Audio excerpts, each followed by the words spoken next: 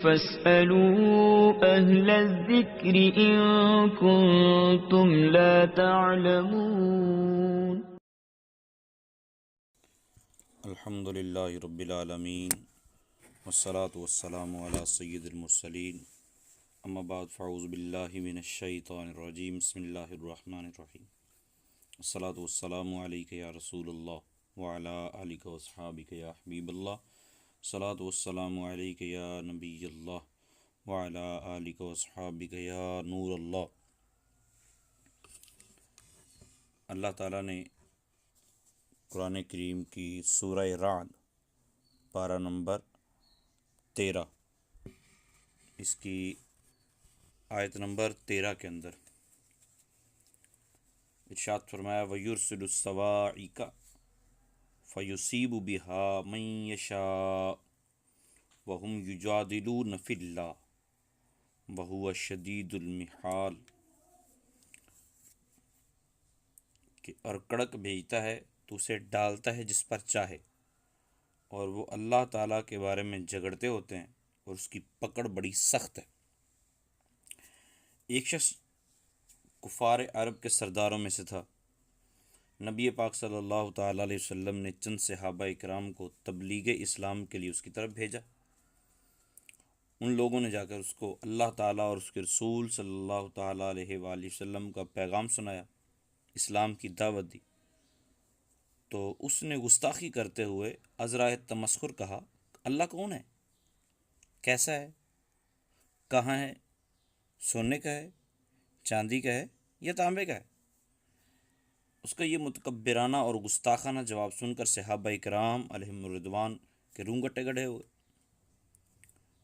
بڑے پریشان ہو کے سرکار دو عالم صلی اللہ تعالی وسلم کی بارگاہ میں واپس حاضر ہوئے اور سارا ماجرا سنایا اور عرض کیا، یا رسول اللہ صلی اللہ علیہ وسلم، اس شخص سے بڑھ کر کافر اور اللہ تعالیٰ کی شان میں گستاخی کرنے والا تو ہم لوگوں نے دیکھا ہی نہیں ہے۔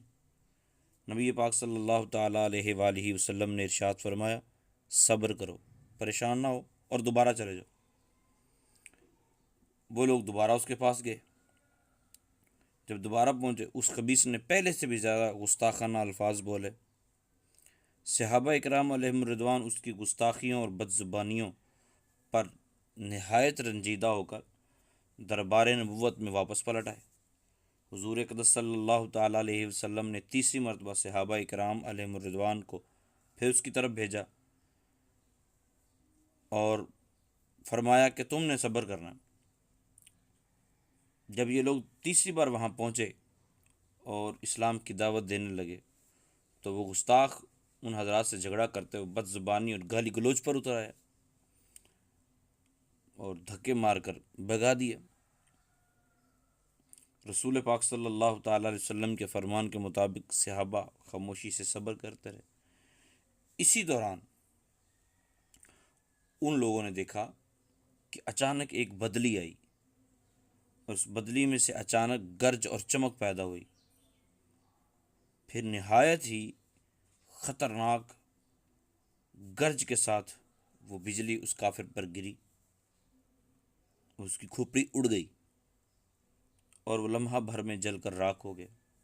یہ منظر دیکھ کر صحابہ اکرام علیہم الرضوان نبی پاک صلی اللہ تعالی وسلم کی بارگاہ میں جلدی جلدی حاضر خدمت ہوئے اور آ کر وہ سنانا ہی چاہتے تھے کہ نبی غیب داں، جن کو اللہ تعالیٰ نے کائنات کے ذرے ذرے کا علم عطا فرمایا، سرکار دو عالم صلی اللہ تعالیٰ علیہ وآلہ وسلم نے ارشاد فرمایا،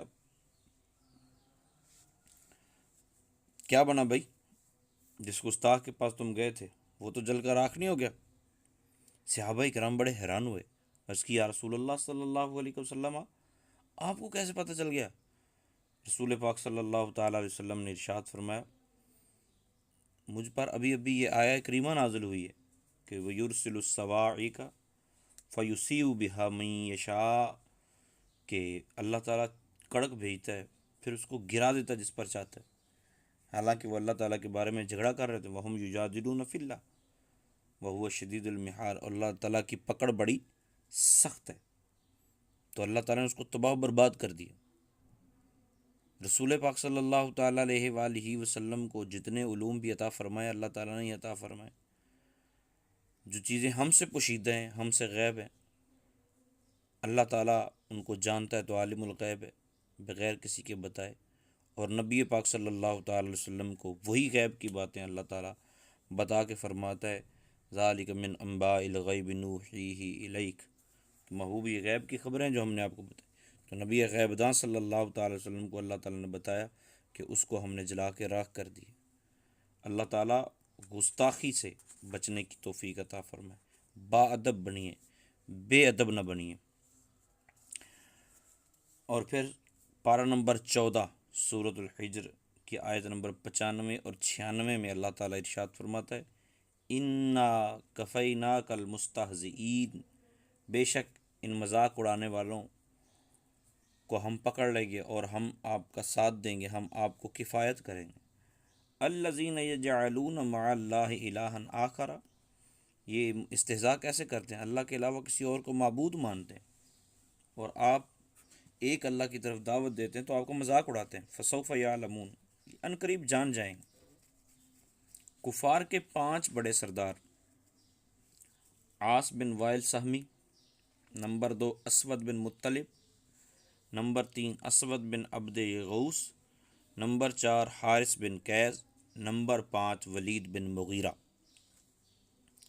تفسیر ساوی میں لکھا ہے کہ یہ لوگ نبی پاک صلی اللہ تعالیٰ علیہ وسلم کو بہت زیادہ ایذائیں دیتے تھے، بہت زیادہ تکلیفیں دیتے تھے، آپ کا تمسخر اڑاتے، مذاق کرتے۔